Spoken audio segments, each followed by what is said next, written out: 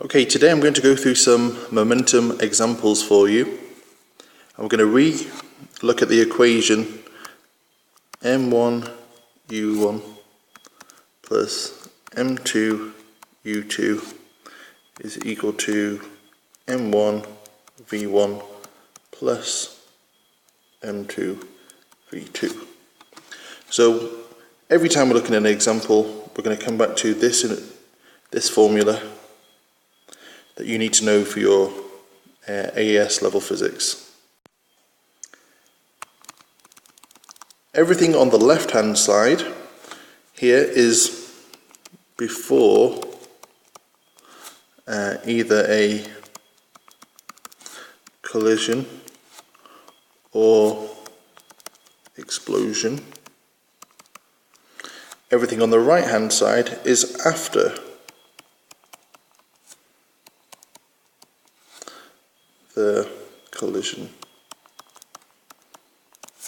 or explosion.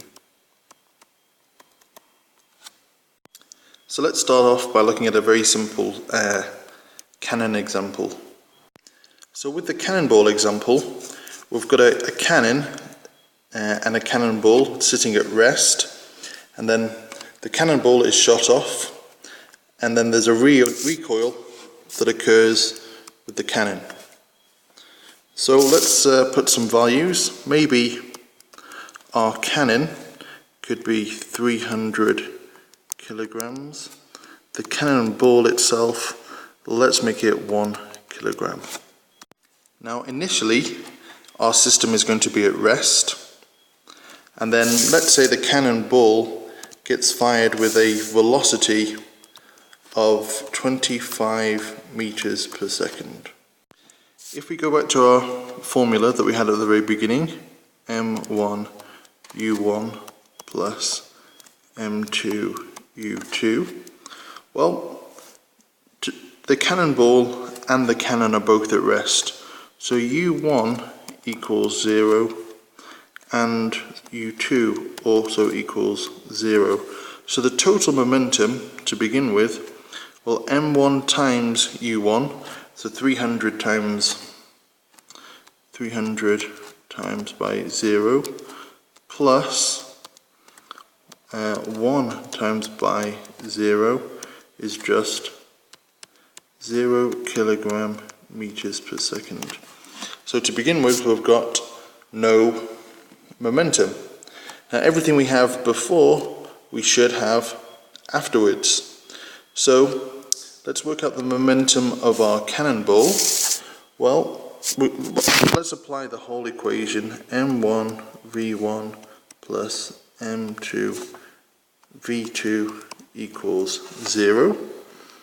So 300 times by v1 plus brackets 1 times 25 equals 0. Rearrange this formula and we find that 300 v1 is equal to minus 25.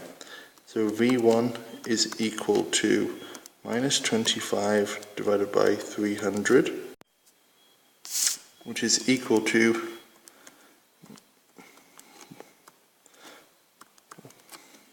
minus 1 over 12 meters per second. What's that telling you? That the cannon is going backwards because we took this direction to be forwards.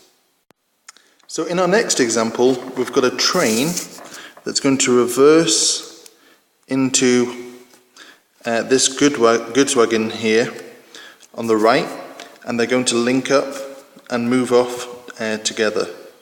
So the train and the goods wagon are then linked and they move off.